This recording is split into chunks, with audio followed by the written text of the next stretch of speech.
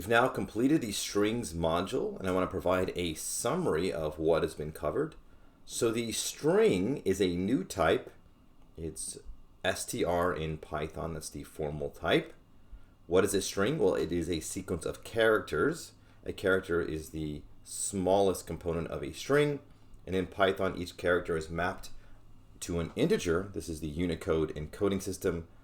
So like the capital letter A is mapped to 65 and so forth. To create a string, you need to use either a pair of single or double quotes. So here, Python is eating the world is inside single quotes. The actual characters of the strings are the ones that I've highlighted. When you have double quotes inside of your string, you need to create the string with single quotes like this one right here. And you can see you can put double quotes. If you have single quotes inside your string, then you need to create the string with double quotes like this one. You can create empty strings, which is a string with no characters, using just consecutive single or consecutive double quotes. You can actually even use triple quotes to do multi-line strings or whenever you have single and double quotes in the same string. So here's an example of a multi-line string. Either triple single quotes or triple double quotes will work. You can also use triple quotes if you have single and double quotes as characters inside of your string. We learned about escape characters. So these are special characters that change the meaning of the character. They always begin with a backslash. So here are the four most common ones. The \n will produce a new line. \t will produce a horizontal tab. You can put a single quote like \quote. That will not end the quote if you had, or end the string if you have started it with a single quote. \double quote inserts a literal double quote. Then we learned about how we can use the comparison operators. So we don't think about the comparison operators a lot outside of numbers, but you can use them with strings. So all 6 of them work. So here S1 is greater than S2, compares S1 to S2 based on the Unicode code point. And one little note here is that the lowercase letters actually have a higher code point than the uppercase letters. So, capital letter or lowercase a has a higher value than capital letter A. You can use the addition operator.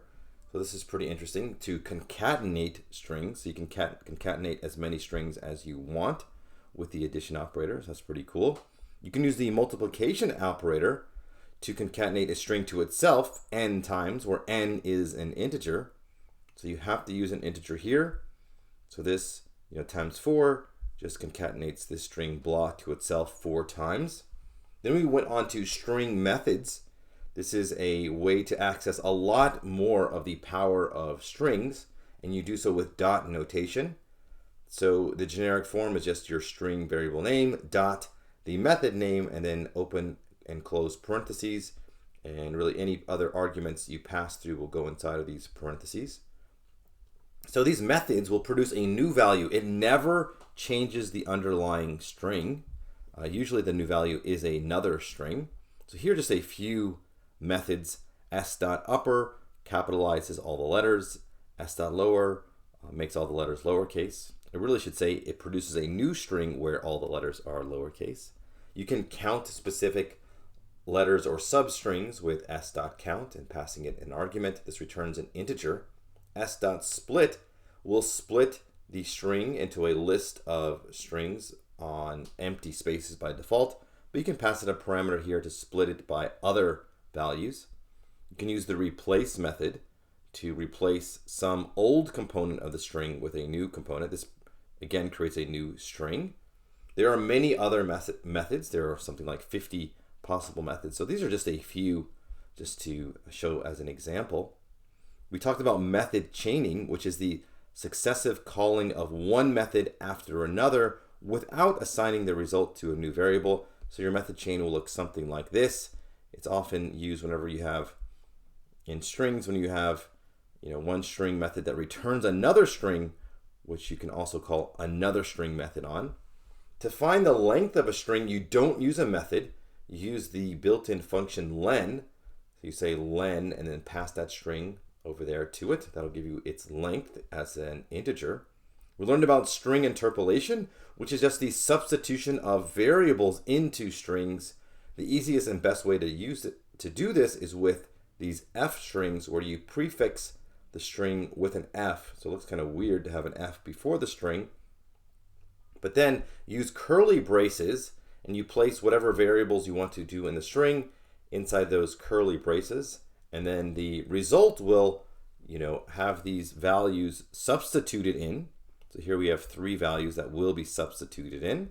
You can also use the format method. We talked about that. Then we moved on to a different topic of selecting substrings with these square brackets. So we want to select either one character in a string or multiple characters. We use these square brackets. To do so, you must know what this word index means. And this is the integer position of each character beginning at 0. So 0 index is the first character. And these 3 over here select single characters. And that's just a string of length 1. So this selects the first character. And we put the 0 inside of the brackets. Notice how the brackets are appended directly to the variable name. So S is the variable name in this case. 4 will select the 5th character. You can use negative indices. So -1 will select the last character. That's really cool. You can also select substrings with something called slice notation. This also goes inside the brackets. This gives you a way to select not just one character, but multiple characters. And the format for this is start, stop, step. The step size is often not placed. It's optional and it's set to 1 by default. So S from 4 to 13 selects index 4 up to but not including 13. So that's important. The last one is not included when you slice. You don't have to put the stop location. So if you do 4 : it'll select index 4 to the end, S : 13. You also don't have to put the start. If you don't do that, it'll select from the beginning to up to but not including 13. You can put a step size. So here is 4 : 13 : 2.